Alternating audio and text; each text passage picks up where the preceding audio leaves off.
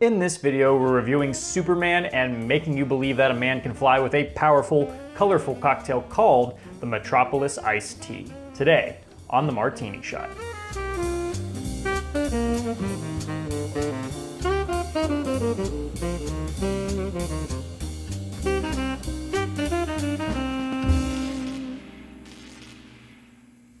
Hello and welcome to the Martini Shot, the home of movie reviews and movie-themed cocktails. Before we get into the review, let's whip ourselves up a drink. The beautiful city of Metropolis, where insurance includes kaiju coverage and skyscrapers fall down faster than they're put up. You must need a strong drink to get through a day there, and that's where this drink comes in. Modeled after the Long Island iced tea, this multi-liquor cocktail packs a Man of Steel level punch while offsetting the strength with some sweet fruit flavors. And to make it as iconic as the boy in blue and red, we're going to be layering the cocktail to match Superman's iconic color palette. A good, strong drink has always been my kryptonite, and if you can relate, this may be the drink for you.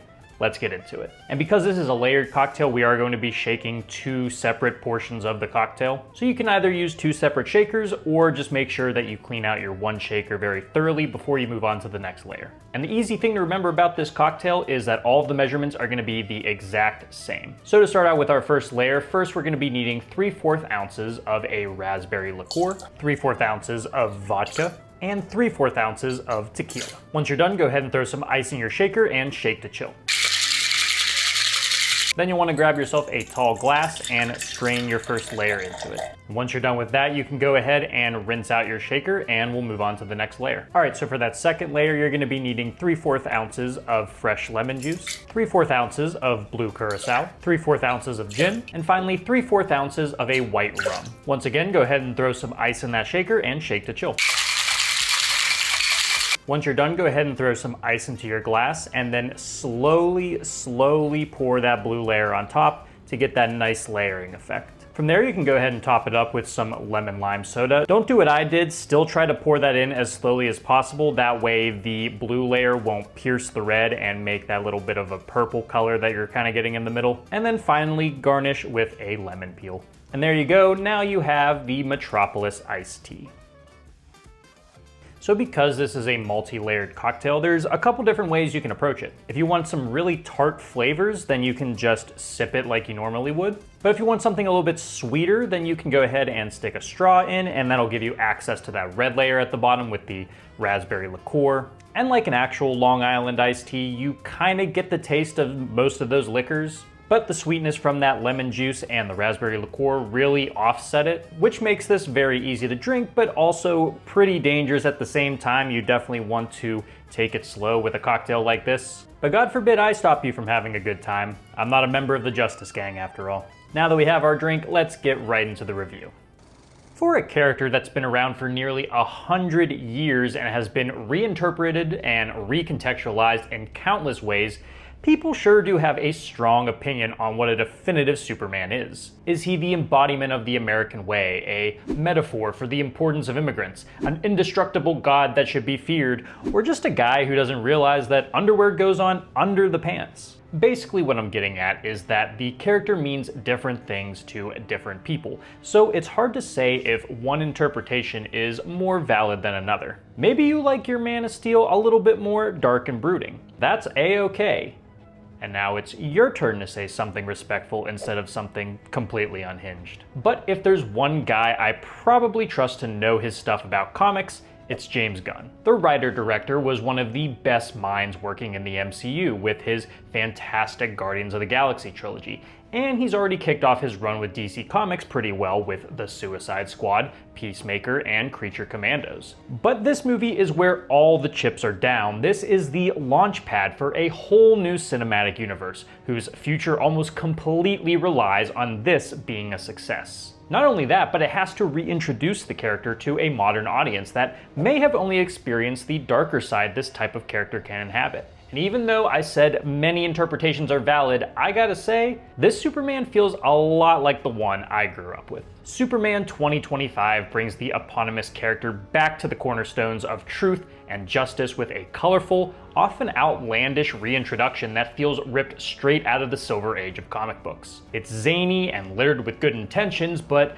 also maintains the era's heavy lack of subtlety. By foregoing an origin story, the film throws you right in the middle of a world with a lot happening in it, and at times it can be a bit overstuffed with its world building, side characters, and surrounding narratives. And while a lot is being thrown at the wall, a good amount of it stuck for me, culminating in a fun, if a bit messy time that attempts to reaffirm Superman as the beacon of hope many of us remember him as. 3 years into his journey as Superman, Clark Kent has a lot on his plate. He's dating his co-worker Lois Lane, he's getting involved in international incidents, and he's trying to look after an unruly superdog. But when his reputation and public opinion begins to suffer at the meddling hands of Lex Luthor, Clark must learn to become his own man and fight for what's right in a world that could use a little bit more kindness. And that's the simplified version of it. There is a lot being thrown at you, and to the uninitiated, it might be a bit overwhelming. It really feels like you're picking up a comic book in the middle of a run because you are only given very brief mentions of Superman's origin,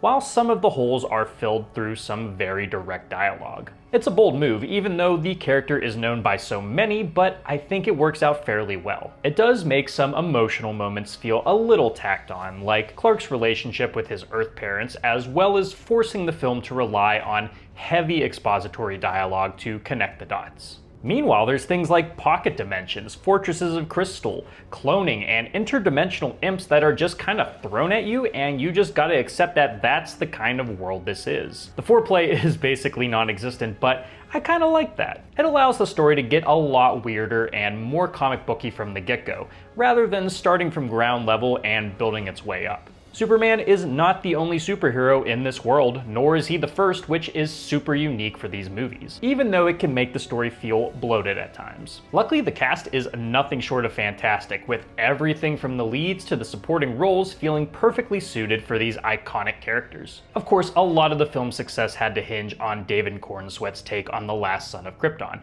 and I think he does a solid job. It's definitely a bit closer to the Christopher Reeves characterization, but there's a goofy earnestness to Corenswet's performance that still gives it a bit of uniqueness. He really exemplifies that Boy Scout mindset while showing a vulnerability to the character I haven't seen in forever. Dare I say that this is the most human Superman has felt in a long time. While I don't think this is a career-defining performance like an RDJ and Iron Man, I'm quite happy with our new Superman. And by his side is Rachel Brosnahan's Lois Lane, who is as much an integral part of the plot as she is a love interest. I think these two have great, earnest chemistry that manages to be both tender, yet prickly at times, as they still try to figure out how to make this relationship work. The scene between the two of them in Lois's apartment is great, managing to balance why they work so well together and why their differing views on the world might not make their union possible. But their budding love is palpable, really injecting a healthy dose of romance into the superhero genre that sometimes forgets its characters aren't just smooth-crotched Barbie dolls. But a hero is nothing without his villain, and Nicholas Holt's Lex Luthor is every bit the obsessive, neurotic hater I was hoping for. While the exact reasons behind his hatred for Supes is a bit unexplored or surface level, Holt's unrelenting, jealous rage grips the scene whenever he's on screen. He's a straight-up bastard, and I love it, especially when he's essentially shouting fighting game combos to one of his lackeys to take down his enemy. Other standouts include the entirety of the Justice Gang, with Isabella Merced's Hawkgirl, Nathan Fillion's Green Lantern, and especially Eddie Gathegi's Mr. Terrific, who may just see an uptick in popularity after this movie. Despite my narrative issues with the film, I think the cast is an absolute home run, and I can't wait to see what's in store for them next. But let's talk about those narrative issues. As stated before, there's a lot going on here, and there's a lot of ideas and themes to unpack. If I had to pick out the core idea of the film, it's the drive to do good in a world where some people argue some issues are black and white, while others are a bit more gray. The biggest reflection of this is Superman constantly trying to stop the invasion of a foreign nation, paralleling a very real and very talked about global issue happening today. The issue is that the film tries to be both a reflection of global politics and a Saturday morning cartoon, and the juggling doesn't always work. Alongside that, you also have thematic elements like governments controlling the actions of metahumans, a la Captain America Civil War,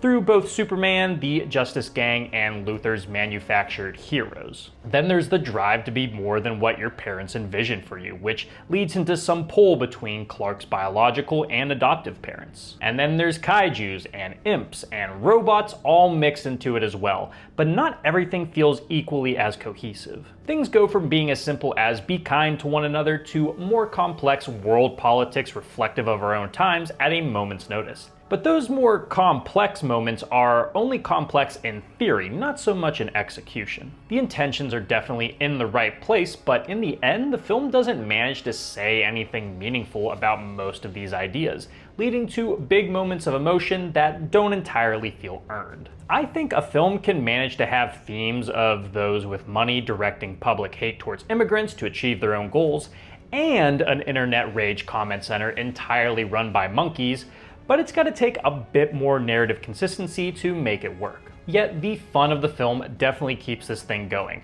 from high energy action sequences to trademark James Gunn needle drops. A lot of the action is bright, poppy, and loaded with flair, but I do think the way it's shot can sometimes be a detriment. This is the same cinematographer that's worked on 2 of the Guardian films and the Suicide Squad, but also shot The Flash, and unfortunately I see a little bit of those same issues from that film in this one as well. Visuals will sometimes have this rubbery, uncanny look to them that I think could be skirted by if some shots were just structured a different way. There's some shots where way too much focus is put on the characters moving through the scene, often being the focal point of the shot, like Superman flying towards the screen. I don't know, these shots coupled with the effects just sometimes look wonky to me. But not every burst of action is like this, as there's moments like a battle on a baseball field that are presented in such a fun and energetic way. Overall, I'm happy the film decided to get a little weird and out there with its visuals because it truly feels unlike any kind of Superman film I've seen before. When I left the theater, I knew I definitely liked this film, but didn't outright love it. Its kickstarting of a brand new universe presents countless opportunities to branch off in the future,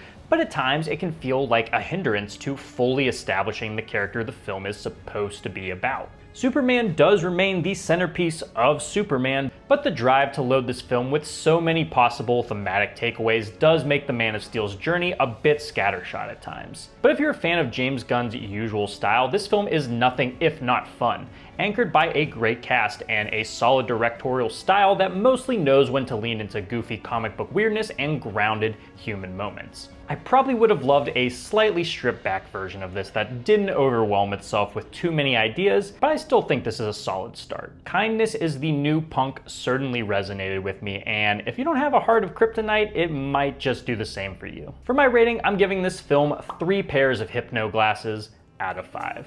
Guys, thank you so much for tuning into this episode of the Martini Shot. If you saw Superman, let me know what you thought about it down in the comments. And if you like what you saw here and would like to see more, don't forget to like, subscribe, and follow me across all social media channels. Those links are down in the description below. And if you enjoy movie reviews and movie-themed cocktails, be sure to check out my website, martinishot.blog. Until next time, thank you again for watching. I'll see you in the next one. Live deliciously, but please remember to drink responsibly.